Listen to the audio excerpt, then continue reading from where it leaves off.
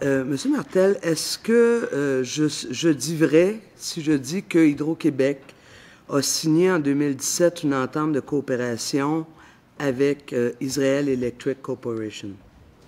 Monsieur le ministre, si vous permettez. M. Martel peut répondre. Monsieur Martel. Nous avons signé, je pense que c'était, oui, en 2017, exactement. Vous avez raison. Hello everyone, bonjour à tous. Happy Yom HaAtzmaut, Montréal. Madame la députée de Sainte-Marie-Saint-Jean. Oui, mais vous savez aussi, je comprends, c'est pas votre rôle de faire de la politique. C'est le rôle du gouvernement du Québec, des gouvernements en général, mais on le sait, mondialement, c'est connu que IEC, d'une part, a des interruptions de service en territoire occupé de façon régulière, travaille bien sûr main dans la main avec l'État israélien parce que c'est une société d'État, qu'elle électrifie le mur de la honte qui a été construit en dehors des paramètres de 67.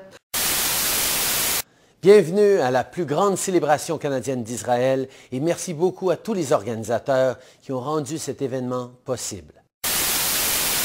Madame la députée de Sainte-Marie-Saint-Jacques a fait un préambule en disant qu'elle savait très bien que M. Martel, parce qu'elle s'adresse directement à M. Martel, et que la société d'État ne fait pas de politique.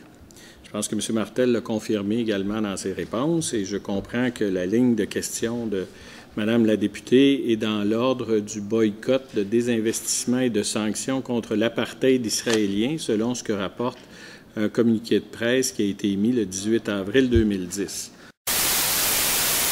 70 years ago, our world saw the creation of the Jewish state and the rebirth of the Jewish nation. In 2018, Canada and Israel remain close friends, partners in international organizations, and steadfast allies. Today, as we celebrate that friendship, we also honor the significant contributions of the Jewish community to Montreal, Quebec, and Canada. Each day, Jewish Canadians shape our country and our world for the better, and our government is committed to supporting you. We will always stand up against anti-Semitism and hate in all its forms. We'll continue to oppose BDS and work to expand the trade and security relationship between Canada and Israel. Le Canada et l'Israël sont fiers d'être solidaires.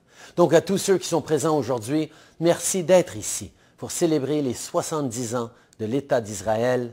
Yom HaAtzmaut Sameach. Pour répondre, d'ailleurs, ça peut aussi répondre, puisque c'est une question d'éducation, à cette... Moi, je pense qu'on a quand même parlé un peu du genre, quand même, depuis le début, mais enfin, bon, ça, c'est mon point de vue.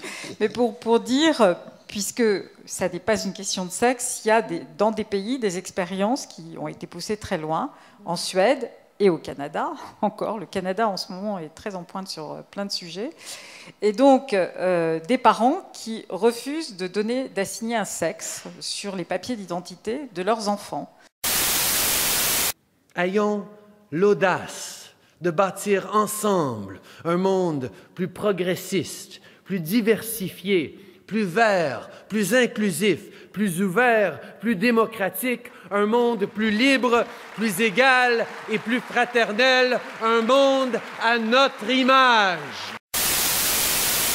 Et en Suède, c'est même allé jusqu'à inventer un nouveau pronom. Il n'y a pas plus que le il et elle, il y a une sorte de il-le. Voilà. Et au Canada, pareil. Et donc, les enfants ne savent pas s'ils sont garçons ou filles. Ils ont des vêtements, ils choisissent leurs vêtements, c'est eux qui décident, ils choisissent tout ce qu'ils font. Et bon, voilà. Et c'est quand même aussi très discuté. Il y a aussi, voilà. Aujourd'hui, mesdames et messieurs, il va être question de l'inconfort que suscite le cours d'éducation à la sexualité dans nos écoles au Québec. Et oui, mesdames et messieurs, tout d'abord, c'était les enseignants qui vivaient un inconfort. Pourquoi? Parce qu'ils n'étaient pas à l'aise à donner ce cours, parce qu'ils n'étaient pas formés en conséquence. Et maintenant, c'est au tour des parents de vivre un inconfort à cause du contenu de ce cours. Et c'est pourquoi il y a certains parents qui ont même retiré leur enfant de leur école. Pourquoi?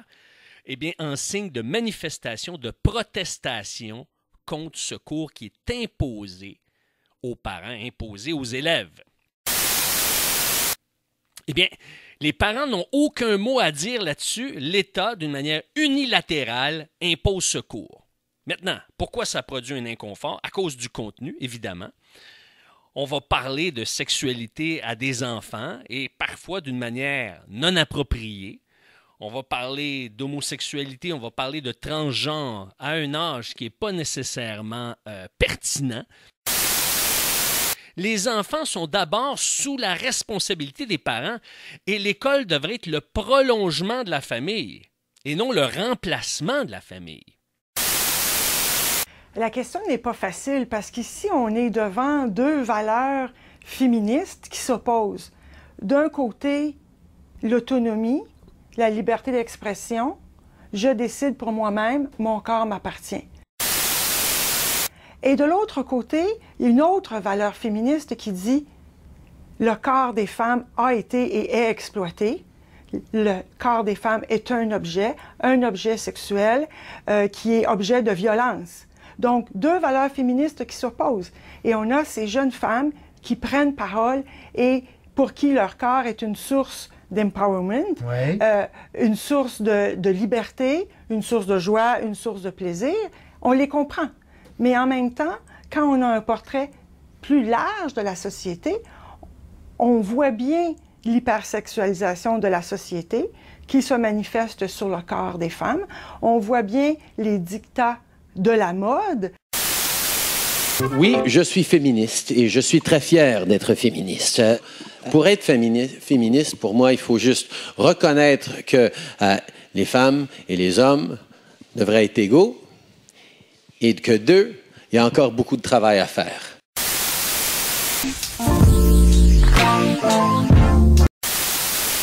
What's up? Qu'est-ce que tu fais ici? On est venu célébrer le 420 au Mont-Royal. Je fume là. Je viens avec des amis juste chiller puis faire une petite observation sociologique. Mais là, j'étais là pour le 420 aujourd'hui. On est une vingtaine là-bas. Je fume des joints. Nomme-moi tous les premiers ministres canadiens que tu connais. Paul Martin, Jean-Paul II. Non, ça c'est... Justin Trudeau. Justin Trudeau. Justin Trudeau. Oh. Justin Trudeau. Pierre Trudeau. Jean Chrétien. Fucking... c'est quoi, Couillard, là? Philippe Couillard. Y a-tu Gilles Duceppe à un moment donné? Il est Pauline Marois, elle n'a pas été là longtemps. 8 millions.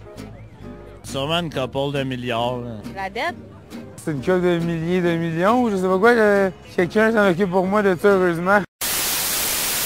C'est qui Bachar al-Assad? C'est un gars qui s'est fait tuer déjà par l'armée américaine. Al-Rachad al-Assad, c'est le dictateur. Lui, je sais. C'est le premier ministre de la Syrie puis il a foutu la merde. Le gouvernement de la Syrie. C'est pas le gars de la Syrie? Un pas fin. C'est sûr que ce serait dommage que je puisse pas combiner les deux plus belles décisions de ma vie, dont rentrer en technique policière et devenir policière et pouvoir porter mon foulard librement. C'est ça que je dis que je suis optimiste, parce que je sais très bien que c'est pas un si gros problème, je peux dire ça comme ça. C'est triste d'entendre ça de la part des collègues de l'opposition. C'est triste de casser les rêves d'une jeune fille. On dit simplement, si ton rêve, c'est d'être policière, tu as le choix de te conformer au code vestimentaire neutre. Honnêtement, moi, je pense que notre société va grandir en ayant une meilleure diversité. Et puis, quand elle entrera éventuellement dans un corps policier, on espère qu'elle reste au Québec, je lui relance, je la supplie de rester au Québec, il y aura des accommodements, il y aura des balises. Pourquoi c'est important pour toi, le foulard?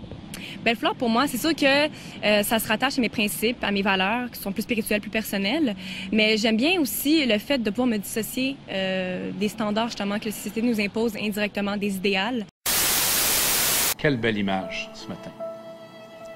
L'image souriant, confiant du Québec de 2018 et de l'avenir.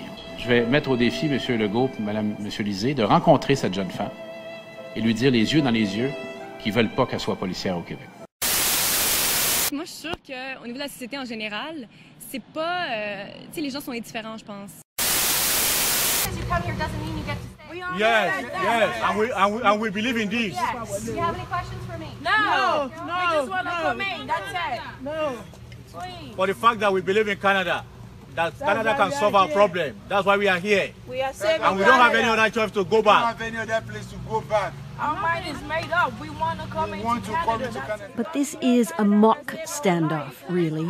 Almost no one who comes here turns away. On a pu faire un choix parce qu'on a vu au fil des années à quel point d'amener des gens d'ailleurs de façon généreuse mais rigoureusement appliquée. One man fed up with waiting just walks on by undeterred, seemingly oblivious to the RCMP warnings, which sets the others in motion. Some of these families appear to have flown into New York City. Combien de réfugiés syriens, d'ailleurs, avez-vous accueillis Au cours de Vous aviez annoncé plus de 25 000. Oui, au cours de 2015 et 2016, on en a accueilli un peu plus que 40 000. Mais c'est pas grâce nécessairement au gouvernement, c'est grâce aux citoyens, aux groupes civils, aux villes, aux provinces qui ont décidé d'accueillir des gens pour les aider, Vraie pour mobilisation les appuyer. populaire. C'est ça. Et on continue. On accepte presque 1% de notre population en immigrant chaque année.